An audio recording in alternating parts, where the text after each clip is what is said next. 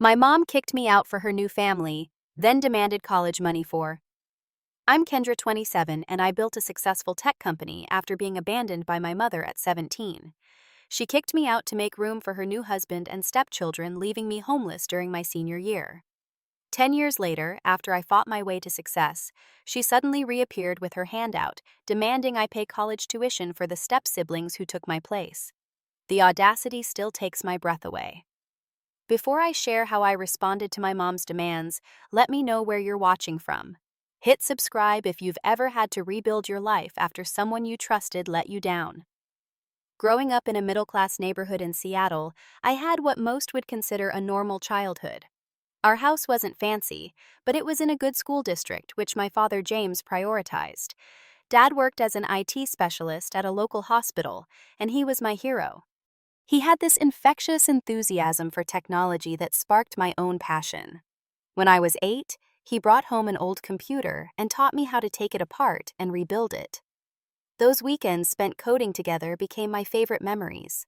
My mother, Lisa, worked part-time at a boutique downtown. She was pretty social and had a warm laugh that used to fill our home. Back then, she seemed proud of my intelligence and would brag to her friends about my grades. I remember her making my favorite blueberry pancakes on Saturday mornings and helping me pick out dresses for school dances. There was a time when I thought we were close. Our family wasn't perfect, but we were happy. At least that's what I believed until I turned 14, and everything changed with one phone call. I was sitting in English class when the school counselor came to get me. Walking to her office, I had no idea my entire world was about to collapse. Dad had suffered a massive heart attack at work. By the time I reached the hospital, he was already gone. The funeral remains a blur in my memory. I recall staring at his casket, unable to process that he would never help me with my calculus homework again or cheer at my graduation someday. Mom leaned heavily on me during the service, her body shaking with sobs. I held her up physically that day, not realizing it foreshadowed how our roles would soon reverse. In the weeks that followed, Mom barely functioned. She took leave from her job and spent most days in bed. I taught myself to pay bills, cook meals, and keep the house running. At 14, I became the adult in our home while also trying to maintain my grades. Dad would have wanted me to stay focused on school, so I did, often studying late into the night after finishing household chores. About 6 months after Dad died, Mom started going out more. She said her friends were encouraging her to rejoin the living. I was relieved at first, thinking she was healing. Then she mentioned someone named Warren. "He's just a friend from my grief support group," she explained, not quite meeting my eyes. "His wife left him and took most of their money. He knows what it's like to have your life turned upside down." Warren started coming over for dinner. He was tall, with a carefully trimmed beard and an expensive watch that seemed at odds with his story of financial hardship. He brought Mom flowers and made her laugh in a way I hadn't heard since Dad died. But something about him made me uneasy. Whenever Mom wasn't looking, his smile would drop and he'd study me with cold calculation. "Your mother tells me you're quite the computer whiz," he said during one dinner. "Just like your father, huh?" The way he said it felt dismissive, as if my father's career and passion were somehow trivial. I nodded politely but felt a chill. When I tried to talk to Mom about my discomfort later, she brushed it off. "Warren is helping me feel alive again, Kendra. Can't you be happy for me?" Their relationship progressed with alarming speed. Within a few months, Warren was staying overnight. I would find his coffee mug in the sink each morning and hear their muffled laughter from her bedroom. I threw myself into schoolwork, trying to ignore the stranger infiltrating our home. Then, just 1 year after my father's death, Mom announced they were getting married. "Isn't it wonderful? Warren says we can start fresh as a new family." I forced a smile while feeling like I was betraying Dad's memory. It wasn't that I expected Mom to be alone forever, but everything was happening so fast. When I suggested maybe they should date longer before marriage, Mom's face hardened. "I thought you'd be supportive. Warren says you're being selfish." That was the first red flag I couldn't ignore. Warren was talking about me behind my back, and Mom was taking his side over mine. Still, I tried to adjust to our changing reality. The real trouble began when Warren moved in permanently, bringing his 2 children, Amy, who was 13, and Zach, 11. Suddenly, our 3-bedroom house felt cramped. I came home from school one day to find my things moved into the smaller spare bedroom that had been Dad's office.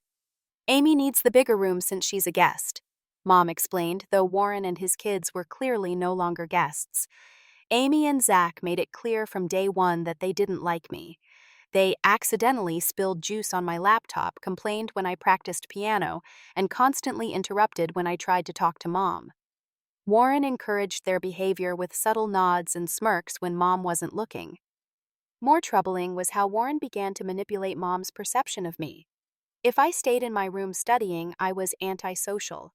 If I joined family activities, I was trying to monopolize attention. He would make comments like, "Teenagers are so moody, Lisa. It's not your fault she's difficult." Gradually, Mom became cold toward me. She stopped asking about my day or checking my homework. When I made dinner for everyone trying to maintain our old routine, Warren would make a show of taking Mom out instead, leaving me with his children to feed. "You three should bond," he'd say with a smile that didn't reach his eyes. As soon as they left, his kids would order pizza with the money he gave them and leave me to eat alone. My father's anniversary passed with only me visiting his grave. When I came home with tear-stained cheeks, Mom was hosting a dinner party with Warren's friends, having completely forgotten the significance of the date. By the time I turned 16, I was essentially living as a tenant in what used to be my home. The worst part was watching Mom transform into someone I barely recognized. The woman who once proudly displayed my academic awards now barely acknowledged my achievements.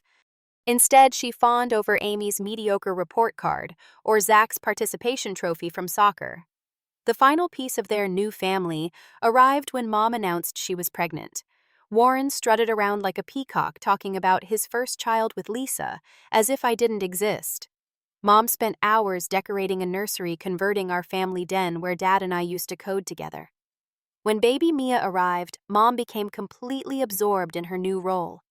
Christmas that year featured a mountain of gifts for the baby, expensive electronics for Amy and Zach, and a generic gift card for me that Warren had clearly purchased at the last minute. I sat amid the torn wrapping paper feeling like a ghost in my own home. By the time I reached 17, I had perfected the art of invisibility in my own house. I maintained a perfect GPA, stayed busy with coding club after school, and spent weekends volunteering at the local library's computer literacy program, mostly to avoid being home. My plan was to graduate early, secure scholarships, and escape to college. The tension with Warren grew more obvious as months passed. He would make comments about my expensive hobbies whenever I needed something for a school project, despite the fact that I had started tutoring to earn my own money. Meanwhile, Amy received private tennis lessons, and Zach got a new gaming system for improving his grades from D's to C's. Amy and Zach are still adjusting to their new environment, Mom would explain when I pointed out the disparity. They need extra support. As if I hadn't been adjusting to the loss of my father and the disappearance of the mother I once knew. The preferential treatment became impossible to ignore. On my 17th birthday, Mom forgot until Warren's daughter Amy smugly reminded her. She rushed out and brought back a grocery store cake while apologizing profusely. 2 weeks later, Amy's birthday featured catered food decorations throughout the house and a professional photographer. "We need to document these special family moments," Warren announced, not bothering to hide his smirk in my direction. I wasn't asked to be in any photos. Warren's children quickly learned they could get away with anything. They would borrow my things without asking, invade my privacy by entering my room when I wasn't home, and interrupt me when I was studying. Any complaints to Mom were met with, "Can't you just try to get along with them?" For me, baby Mia became the center of the household universe. While I adored my half-sister who was innocent in all this drama, her arrival further pushed me to the margins of the family. Mom spent all her time with the baby, and Warren used this as another opportunity to create distance between us. "Lisa is exhausted from taking care of a newborn," he would say when I tried to talk to Mom. "She doesn't need your issues right now." The breaking point came during a dinner in April of my junior year. I was discussing my plans to apply for early admission to several universities, hoping Mom might show some interest or pride. Warren interrupted me mid-sentence. "Speaking of future plans, Lisa and I have been talking about space issues in the house." My stomach immediately tightened.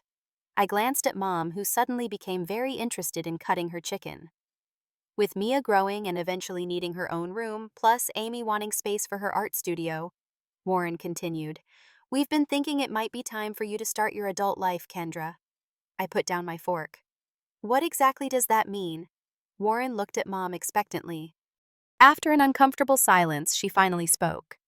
Honey, you're very mature for your age. Warren thinks and I agree that you're ready to be independent. We thought perhaps after graduation next year. Actually, Warren cut in, with real estate being what it is, we've been thinking sooner would be better. Zach really needs his own space now that he's entering his teens. I stared at my mother in disbelief. You want me to move out? Now I'm still in high school. Mom avoided my eyes. You're almost done with junior year. Many young people your age are already living on their own. Not by choice, I countered, my voice rising. And not without family support. Warren's expression hardened. Your mother and I need to focus on the younger children now. You've had her attention for 17 years. My father died 3 years ago, I said, fighting back tears. And I've barely had Mom's attention since you moved in. That's when Mom's expression changed from uncomfortable to angry. Don't be dramatic, Kendra. You're acting just like your father right now. The way she said it, like being like my father was a bad thing, broke something inside me. Dad had been kind, responsible, and loving. The mother I knew would never have spoken about him with such disdain. What's happened to you? I whispered. Dad would be heartbroken to see what you've become. Mom slammed her hand on the table. That's enough, Warren is right. You're clearly ready to be on your own if this is how you speak to me. We need the space and you need to grow up. Where exactly am I supposed to go? I asked, reality crashing down. Warren shrugged. You're smart. I'm sure you'll figure something out. We'll give you 2 weeks to make arrangements. I looked at Mom, waiting for her to defend me, to say this was all a terrible joke. Instead, she nodded in agreement with Warren. What about college? I asked. You promised to help me with tuition. Dad and you were saving for years. At this, Warren laughed. That college fund went toward our wedding and the nursery, Kendra. Surely you didn't think we were still prioritizing that with all our new expenses. I felt physically ill. The money my father had worked overtime to save gone. The promise of education he valued so highly broken.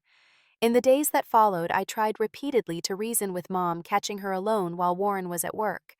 Each time she became more distant, more resolved. This is what's best for our family now, she would say mechanically. I'm your family too, I reminded her. Her response cut deeper than anything else. My family is here with Warren and the children who actually need me. I stopped trying after that. The mother I knew was gone, replaced by someone who could discard her own child for a man she'd known less than 3 years. My final weekend at home, Warren took Mom and the kids to his parents' lake house, leaving me alone to pack. They didn't even say goodbye. I spent those 2 days sorting through my life, deciding what would fit in my old Honda Civic that Dad had helped me buy just before he died. In the attic, I found a box of Dad's things that Mom had hastily stored away after Warren moved in. Inside was his watch, the one he wore every day, and albums of family photos that had once lined our hallway. I clutched these treasures to my chest and allowed myself to cry for everything I had lost. When they returned Sunday night, I was already gone, the key to the house I grew up in, left on the kitchen counter. That first night in my car, parked in a 24-hour grocery store lot, reality hit me hard. I was homeless. The temperature dropped and I huddled under a blanket in the reclined driver's seat, trying to process how my life had imploded so completely. Morning came with no text or call from Mom asking if I was safe. I washed up in the store bathroom and called my best friend Jasmine. We had been close since elementary school, and her family had always treated me like one of their own. With shaking hands, I explained my situation. Come over right now, Jasmine said without hesitation. My parents will want to help. Jasmine's parents, the Washingtons, were shocked by my story. Mrs. Washington held me while I cried, something my own mother hadn't done since Dad died. Mr. Washington paced angrily, muttering about calling Child Protective Services. You're staying with us until graduation, Mrs. Washington declared. No arguments. They cleared out their guest room, and for the remainder of junior year, and throughout my senior year, the Washingtons became my surrogate family. They refused to accept rent, but I insisted on contributing by cooking meals and helping around the house. Their kindness showed me what family should be: people who stand by you when you're at your lowest. Still, I was determined not to be a burden. I found a job at a coffee shop near school, working the morning shift before classes. After school, I worked data entry for a small accounting firm. Between both jobs, I managed to save enough for basic living expenses while maintaining my perfect GPA. The exhaustion was constant. I would fall asleep over textbooks, wake up at 4 a.m. for my coffee shop shift, attend school all day, work my second job until 8 p.m., then study until midnight. Weekends meant double shifts and cramming homework in between. But the alternative, falling apart, wasn't an option. Graduation day arrived with no word from Mom. I scanned the audience hopefully as I walked across the stage to receive my diploma, but she wasn't there. The Washingtons cheered loudly enough for two families, and Jasmine's little brothers made a glitter sign with my name. After the ceremony, Mrs. Washington hugged me tightly. "We are so proud of you, Kendra. So proud." Those words meant everything, even as I fought back tears over who wasn't there to say them. With high school behind me, I faced the challenge of college. Without the financial support my parents had promised, I applied for every scholarship available and took out student loans. I was accepted to the state university with a partial scholarship for computer science. It wasn't my dream school, but it offered a solid program and was affordable with my savings and loans. I found a tiny studio apartment near campus, essentially a converted storage room above a laundromat. The space barely fit a twin bed and desk with a kitchenette consisting of a hot plate and mini fridge. The bathroom was shared with another unit, but it was mine and no one could take it away from me. Those first months of college were a lesson in extreme budgeting. Ramen became my primary food group. I shopped at thrift stores for necessities and picked up tutoring jobs to supplement my income. Despite working nearly full-time hours around my class schedule, I still barely made ends meet. During my sophomore year, I met Professor Thompson, who taught advanced programming. She noticed my potential and became a mentor, offering guidance, not just academically, but personally. "You have exceptional talent, Kendra," she told me after class one day, "but you look exhausted all the time. Is everything okay?" Something about her genuine concern broke through my carefully constructed walls. I found myself sharing my story, expecting pity, but receiving understanding instead. "My parents divorced when I was your age," she shared. "My mother chose her new husband over supporting my education too. I worked 3 jobs to get through college." Professor Thompson helped me secure a paid internship at a local tech company, which paid better than my random jobs and provided valuable experience. More importantly, she connected me with the university's counseling services. In therapy, I finally addressed the depression and abandonment issues I'd been suppressing. My counselor helped me understand that my mother's choices reflected her weaknesses, not my worth. "You didn't lose your family because you weren't enough," my counselor explained during a breakthrough session. "Your mother lost you because she wasn't strong enough to be the parent you deserved." That perspective shift began my healing journey. I stopped checking my phone for messages from Mom and focused instead on building relationships with people who valued me. I became close friends with Aisha from my algorithm class and Trent from my internship. They became my chosen family, the people I celebrated holidays with when dorms emptied out. Those holidays were still difficult. Thanksgiving at Aisha's parents' house was wonderful, but highlighted what I'd lost. Christmas was particularly painful as memories of Dad's elaborate scavenger hunts for presents and Mom's traditional cinnamon rolls haunted me. I created new traditions with friends, movie marathons, volunteer work at homeless shelters, which felt especially meaningful given my experience, and potluck dinners where everyone contributed a dish from their family heritage. Throughout college, I occasionally attempted to contact Mom. I sent birthday cards for Mia graduation announcements, and once during a particularly lonely moment, a simple text asking how everyone was doing. Most went unanswered. The few responses were brief and formal, as if from a distant acquaintance rather than the woman who had once sang me to sleep. Despite these personal challenges, I found purpose in my studies. Computer science wasn't just a career path, it was a connection to Dad and the passion we'd shared. I graduated with honors having discovered my specific interest in developing applications for social services, inspired by my own experience with displacement and insecurity. As I accepted my college diploma, I thought of the frightened 17-year-old sleeping in her car and felt a surge of pride. I had survived. More than that, I had maintained my integrity and compassion in the face of betrayal. That achievement meant more than any academic honor. With my computer science degree in hand, I faced the job market with determination. My internship experience and Professor Thompson's recommendation helped me land a position at a major tech company in San Francisco. The starting salary seemed enormous compared to my college poverty, though in the Bay Area it barely covered a modest apartment and living expenses. Moving to a new city where I knew no one was terrifying but also exhilarating. My apartment was small, but mine alone, and for the first time I could afford furniture that didn't come from dumpster diving behind dorms. I splurged on a decent mattress and a good computer setup necessities for my new life. My position as a junior software developer was demanding. The learning curve felt vertical at times with technologies and frameworks I hadn't encountered in school. I worked long hours determined to prove myself worthy of the opportunity.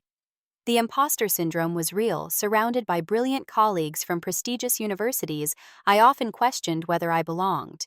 6 months into the job, I was assigned to a project developing an internal communication system. Despite my junior status, I identified a critical flaw in the design that would have caused security vulnerabilities. When I hesitantly raised my concerns during a team meeting, my manager paused, considered my points, and then completely restructured the approach based on my suggestion.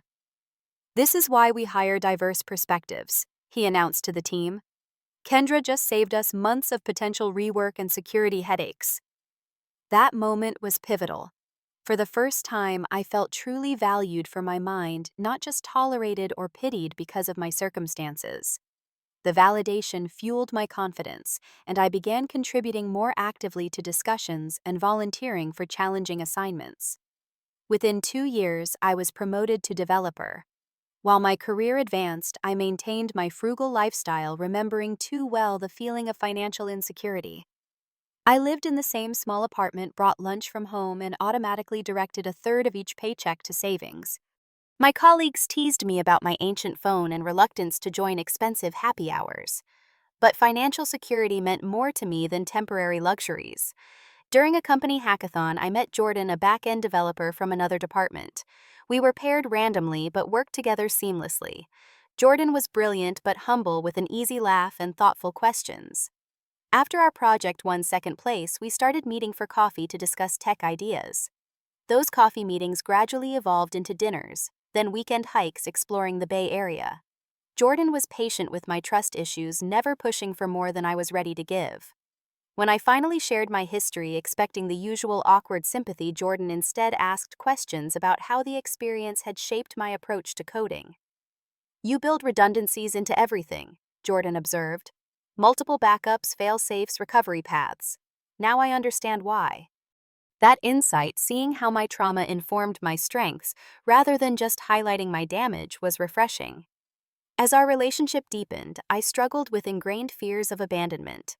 Minor disagreements would trigger panic that Jordan would leave just as everyone else had. I returned to therapy, determined not to let my past sabotage my future. My new therapist specialized in attachment issues and helped me recognize my defensive patterns. "You test people," she explained.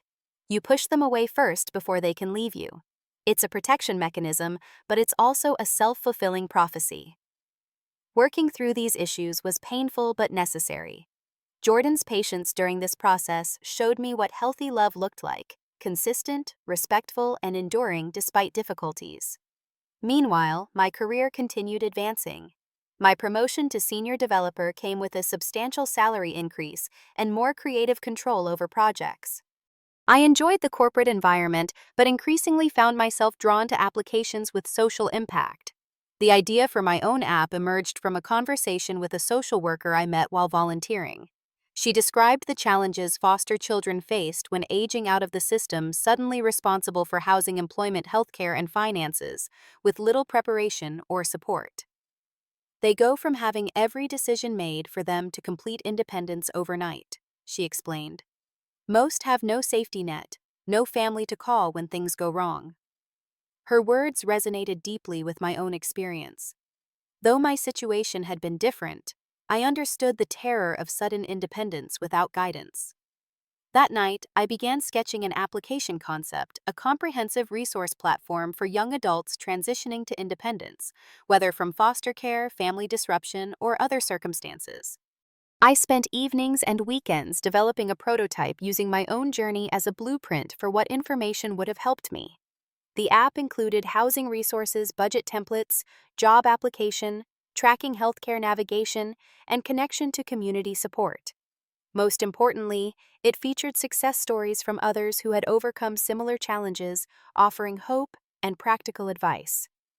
When the prototype was functional, I showed it to the social worker who was enthusiastic about its potential. She connected me with colleagues who provided feedback from professional perspectives. With their input, I refined the app and began presenting it to nonprofit organizations serving at-risk youth.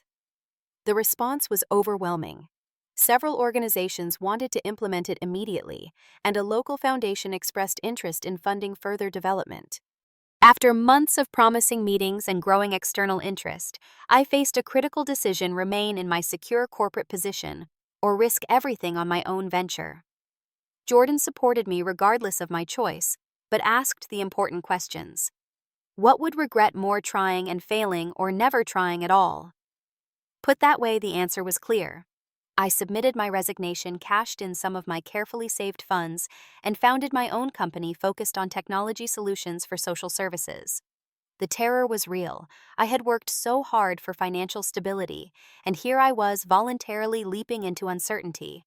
My first office was a shared workspace where I could rent a desk by the month. I hired a part-time developer to help refine the app while I focused on securing additional funding and partnerships. The early months were a blur of pitch meetings, late nights coding, and ramen dinners reminiscent of college. Doubt crept in during the inevitable setbacks. A promising investor backed out. A technical issue caused the app to crash during a demonstration. There were nights I lay awake questioning my decision, calculating how long my savings would last if the company failed. Then came our breakthrough. A major children's foundation agreed to pilot the app across their programs and provide substantial funding if certain benchmarks were met. Their support opened doors to other partners, and within a year, the app was implemented in youth programs across 3 states. As the company grew, I hired a team of developers who shared my vision for technology with social purpose. We expanded beyond the original app to create systems for homeless shelters, domestic violence resources, and education access. 2 years after leaving my corporate job, I led a company of 15 people with a growing portfolio of products making tangible differences in vulnerable people's lives. The greatest validation came when our original app won a national award for social innovation. The ceremony included testimonials from young adults who had used our platform to navigate their transition to independence. Hearing their stories, college acceptances, secured apartments, found jobs maintained, I fought back tears. My personal pain had transformed into something that helped others avoid similar struggles. A tech magazine did a feature on the company, including my personal journey from homelessness to entrepreneurship. The article emphasized the connection between my experience and the mission of my business. While I had always been private about my past, sharing it publicly felt right. If my story could inspire others facing similar challenges, the vulnerability was worthwhile. The magazine spread included a photo of me in our now larger office surrounded by my team. We had grown to over 50 employees with satellite offices in 3 cities. The app that began as a personal project was now used by thousands of young adults across the country. Financial stability finally felt secure. I purchased a beautiful apartment in San Francisco with large windows overlooking the city. Jordan had moved in and we were discussing marriage. For the first time since Dad died, I felt truly at home, surrounded by chosen family who valued me completely. The irony wasn't lost on me that in losing what I thought was essential, my mother's love and support, I had found my purpose and built a life filled with genuine connection. I had stopped checking for messages from Mom years ago, having accepted that chapter was closed. Or so I thought until that Sunday morning when my phone rang with an unknown number and the past came crashing back into my carefully constructed present. Sunday mornings were sacred in our household. Jordan and I had a ritual of making elaborate breakfasts together, pancakes from scratch, fresh fruit, strong coffee, and lingering over the newspaper. No work, no emails, just reconnection after busy weeks. I was mixing batter while Jordan sliced strawberries when my phone vibrated on the counter. Unknown number, local area code. Normally, I would let it go to voicemail, but something compelled me to answer. Hello. The voice on the other end sent an electric shock through my system. Kendra, is that you? 10 years collapsed in an instant. Mom. Jordan looked up sharply at my tone, concern evident. I put the phone on speaker and set it down, my hands suddenly unsteady. Yes, sweetie, it's me. Her voice sounded older but carried that same artificially bright tone she had adopted around Warren. How are you? The casual question after a decade of silence was so absurd I almost laughed. I'm surprised to hear from you. It's been 10 years. An uncomfortable pause followed. Has it really been that long? Time flies, I suppose. I remained silent, unwilling to make this easy for her. Jordan moved beside me, a steady presence. Well, she continued, filling the awkward silence. I've been thinking about you, wondering how you're doing, what you've been up to. Have you? The coolness in my voice was evident. That's interesting timing. Another pause. I saw that magazine article about your company. It's quite impressive what you've accomplished. Of course. The article that had run last month highlighting our company's success and recent acquisition of significant venture capital funding. The article that mentioned my net worth. Thank you, I said neutrally. Is there something specific you're calling about, Mom? She cleared her throat. Can't a mother just call to catch up with her daughter? Mine never has before, I responded evenly. Jordan squeezed my shoulder in silent support. That's not fair, Kendra. You know things were complicated. Her voice took on a defensive edge. Warren thought it would be better if we gave you space to establish your independence. I bit back a retort about how independence had been forced upon me. What do you want, Mom? She sighed, apparently realizing the pleasantries approach wasn't working. Well, I was hoping to talk to you about Amy and Zach. They're both wanting to attend university now. That's nice, I said, already seeing where this was heading. Yes, Amy has been accepted to NYU for fashion design and Zach wants to study business at USC. Both excellent schools, of course, but very expensive. I remained silent, making her say it explicitly. The thing is, she continued, Warren's business has been struggling with the economic downturn. We're not in a position to help them with tuition the way we'd hoped. That's unfortunate, I said, my voice deliberately neutral. College is expensive. It is, she agreed quickly. Which is why I thought, well, since you're doing so well now, I thought perhaps you might consider helping your siblings with their education costs. The audacity of the request struck me like a physical blow. My siblings, I repeated. Yes, they've always looked up to you, you know, even though you haven't been around. I hadn't been around because they had kicked me out. The revision of history was breathtaking. How much are you asking for? I wanted the number on the table. Well, NYU is about $60,000 per year with housing, and USC is similar, so perhaps $120,000 to start, just for the first year to get them settled. $120,000. More money than I had lived on for my entire 4 years of college combined. Money for the step-siblings who had watched me be forced out, who had taken over my room, who had never once reached out in 10 years. We're family after all, Mom added when I didn't immediately respond. Family helps each other. That word family ignited a slow-burning rage in my chest. Family, I repeated. Like when you helped me when I was 17 and homeless.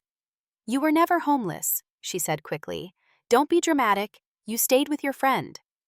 I slept in my car before the Washingtons took me in, I said evenly. Not that you ever checked to find out. That was a difficult time for everyone, she deflected. Warren was under tremendous stress with the new baby, and the kids were adjusting. And what about my college? I interrupted. The money Dad saved for years that you promised would be there for my education. The money that apparently went to your wedding and the nursery instead. Her voice hardened. You seem to have done fine without it. And now you have the opportunity to pay it forward to Amy and Zach. Surely you wouldn't deny them the education you've benefited from. The manipulation was so transparent it was almost comical. I worked 3 jobs and took out loans I just finished paying off last year. I denied myself basics for years to afford my education. And look how well it turned out. You're successful now and you owe some of that to the independence you developed. I actually laughed then, a short, humorless sound.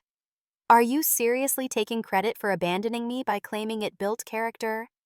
Your father would want you to help, she said, pulling out her final weapon. He always believed in education and family responsibility. The mention of my father from her lips felt like desecration. Don't you dare invoke Dad's memory to manipulate me. A tense silence followed, then her voice softened to a wheedling tone. Look, why don't we discuss this in person? I could come visit you in San Francisco. See your company, your home. We could reconnect. The thought of her in my space, my sanctuary, was deeply unsettling.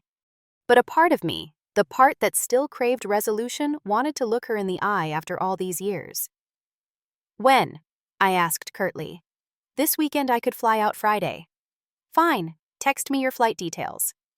I needed to end this call before I said something I'd regret. I have to go now. Of course, sweetie. I'm so looking forward to... I hung up before she could finish, then placed the phone face down on the counter with deliberate care. The pancake batter sat forgotten, our peaceful Sunday shattered. Jordan waited a moment before speaking.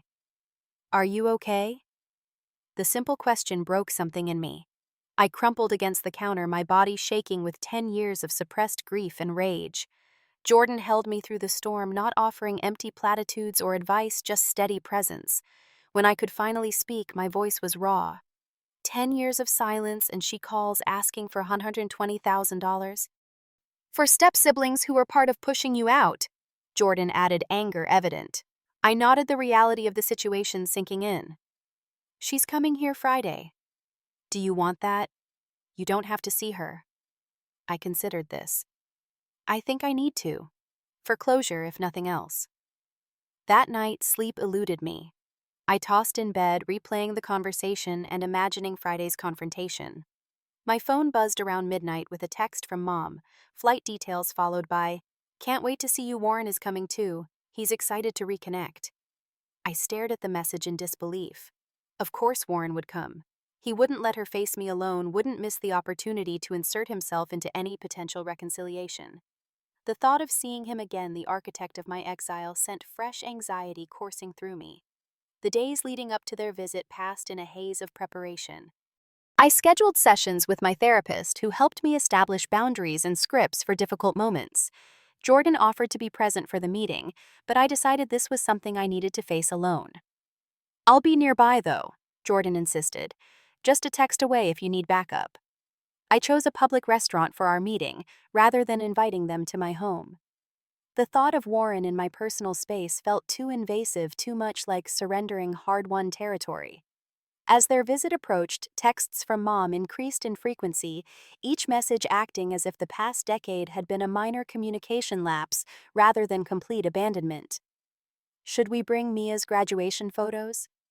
Do you still like chocolate cake? I could bring your favorite recipe. Each message more surreal than the last. By Friday morning, I felt physically ill with anticipation. 10 years of building a life without them, of healing and moving forward, and now the past was flying toward me at 500 miles per hour, scheduled to land at SFO at 2:15 p.m. I arrived at the restaurant 30 minutes early, choosing a table with a clear view of the entrance. The upscale Italian place offered enough privacy for conversation, but enough public presence to discourage extreme emotional displays. I ordered sparkling water and tried to calm my racing heart.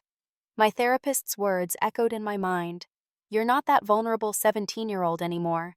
You're meeting them as an accomplished adult who survived their betrayal. Remember your worth. I spotted them the moment they entered. Mom looked older, her once vibrant hair now colored to cover gray lines around her eyes that hadn't been there before. Warren seemed heavier, his previously trim beard now speckled with white. They scanned the restaurant, and when Mom's eyes met mine, I saw a flicker of something unreadable. I remained seated as they approached, unwilling to stand for an awkward hug I didn't want. Mom hesitated, then leaned down to kiss my cheek anyway. I turned slightly, making it land at an awkward angle. "Kendra, you look wonderful," she gushed, sliding into the seat across from me. "So professional and successful." Warren extended his hand. "Good to see you again. You've done well for yourself." I shook his hand briefly, the contact making my skin crawl. "Thank you for coming all this way," I said neutrally, offering the politeness of a business meeting rather than a family reunion. An awkward silence followed as they settled in, ordering drinks and studying menus. Mom filled it with nervous chatter about their flight, the taxi ride, how San Francisco had changed since she'd last visited. I nodded at appropriate intervals, studying them both. "So," Mom finally said after the waiter took our orders, "tell us about this company of yours. The magazine made it sound quite impressive." "It's going well," I said simply. "We provide technology solutions for social service organizations."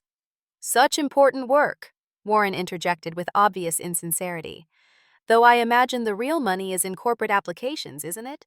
You could probably make much more focusing on business clients." And there it was. Warren's priorities laid bare in the first 5 minutes. Money above purpose, always. "Our mission is to help vulnerable populations," I replied. "The financial success is secondary to the impact." Of course, he backpedaled unconvincingly. "Very admirable," Mom jumped in. "We're just so proud of what you've accomplished, aren't we, Warren? Our little tech genius running her own company." "Your little tech genius?" I echoed, unable to keep the edge from my voice. "Interesting way to describe someone you haven't spoken to in a decade." Mom's smile faltered. "Well, you know how it is. Time gets away from us. Life gets busy. Too busy for a phone call, a birthday card, a single check to see if I was alive after you kicked me out." Warren cleared his throat. "Now let's not dwell on ancient history. We're here to reconnect, to move forward as a family." I raised an eyebrow. "Are we?" Because the timing of this sudden desire to reconnect seems remarkably aligned with Amy and Zach's college plans.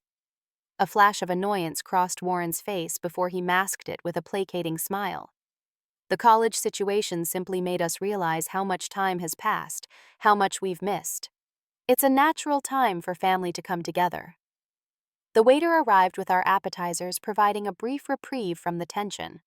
As he set down the plates, Warren launched into stories about Amy's fashion design portfolio and Zach's business ideas, speaking with the excessive pride of a father determined to justify his children's worthiness for financial support.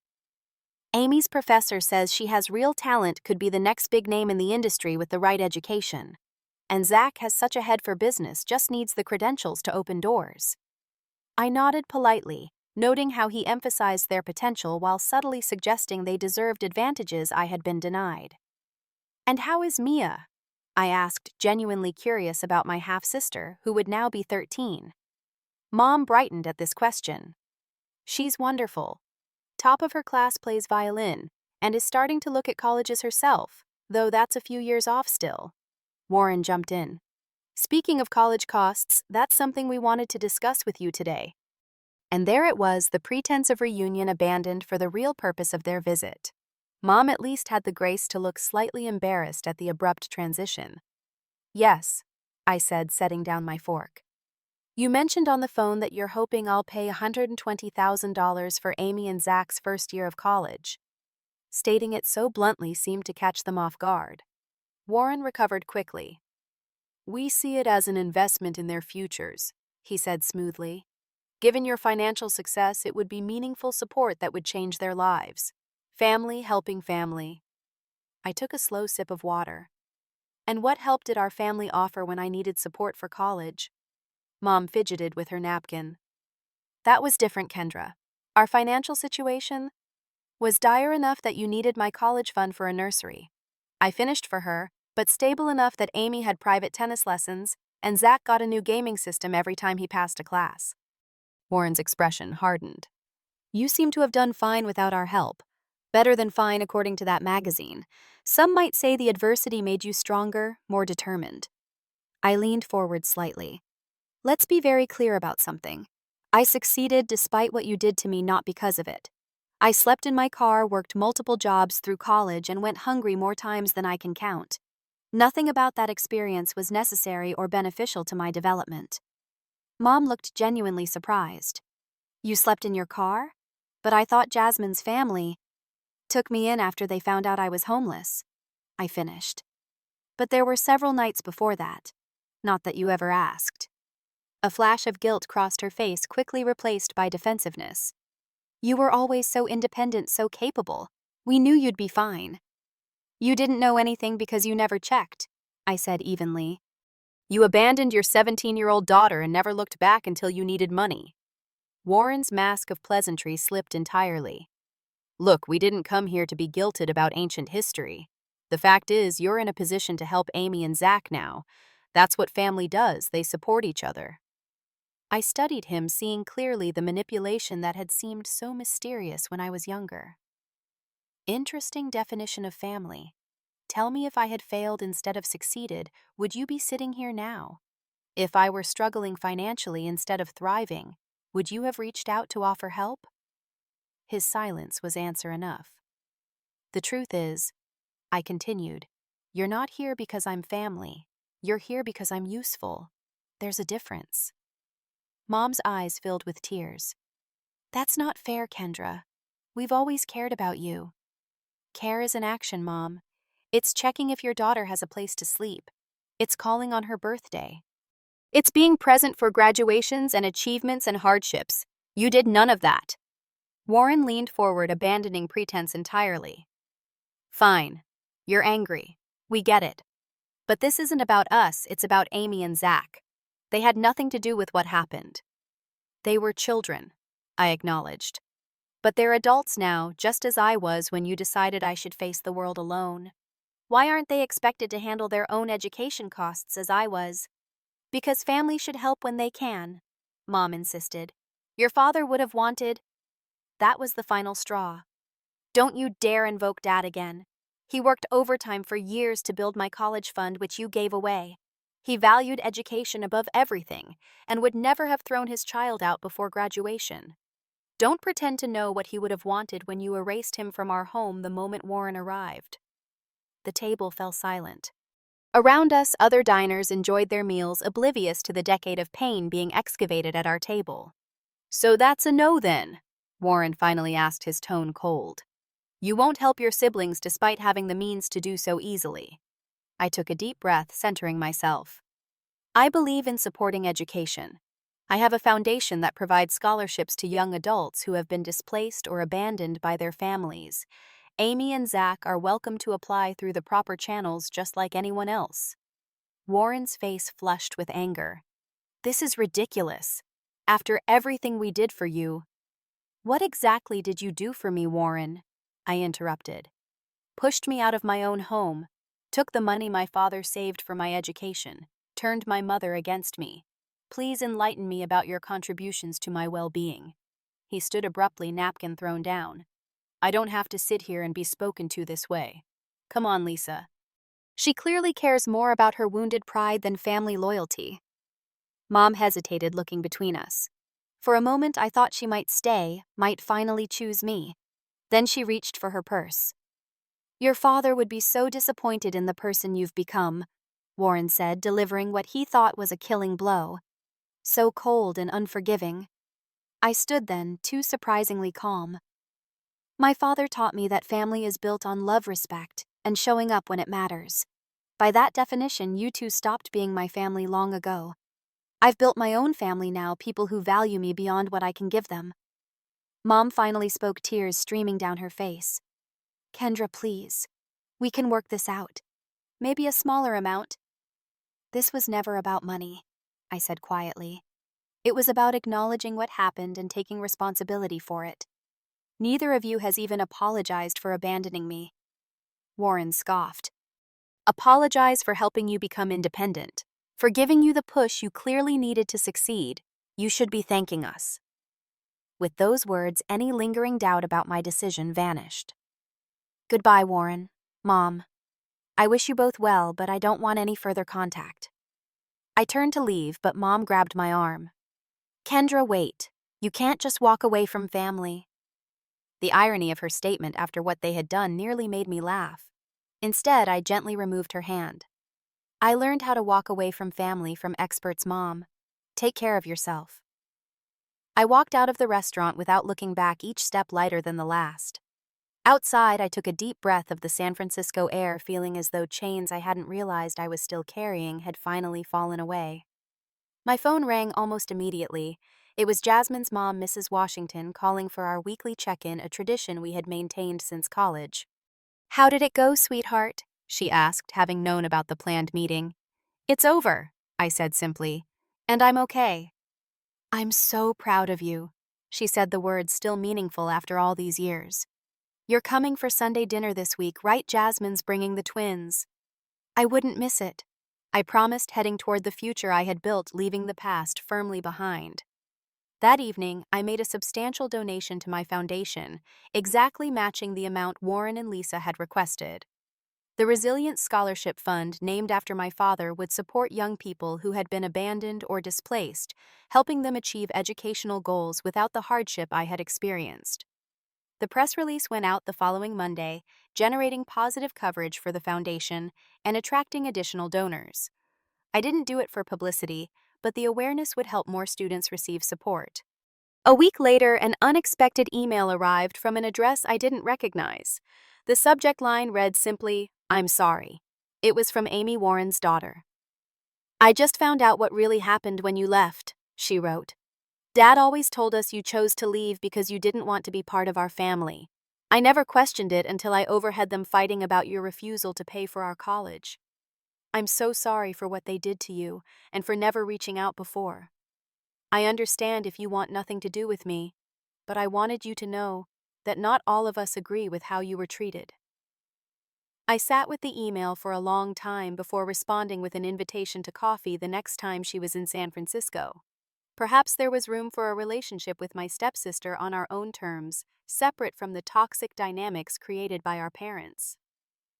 6 months after the confrontation with Mom and Warren, my life had settled into a new normal. Their sudden reappearance and equally abrupt departure had initially disrupted my carefully constructed peace, but in its wake came unexpected clarity and growth. The most significant event during those months was my wedding to Jordan. We chose a small ceremony in a garden overlooking the bay, surrounded only by those who had consistently shown up in our lives. Jasmine stood beside me as maid of honor, her parents in the front row, beaming with parental pride. My team from work, friends from college, and mentors like Professor Thompson completed our chosen family circle. The morning of the wedding, as Jasmine helped with my hair, a text arrived from Amy. "Wishing you all the happiness in the world today. Thank you for showing me what strength and integrity look like." After our coffee meeting months earlier, Amy and I had developed a cautious relationship. She had moved out of Warren and Mom's home, supporting herself through art commissions while attending community college. She was finding her own path, determined not to repeat the patterns she had witnessed growing up. "Did you invite her to the wedding?" Jasmine asked, noticing my smile at the text.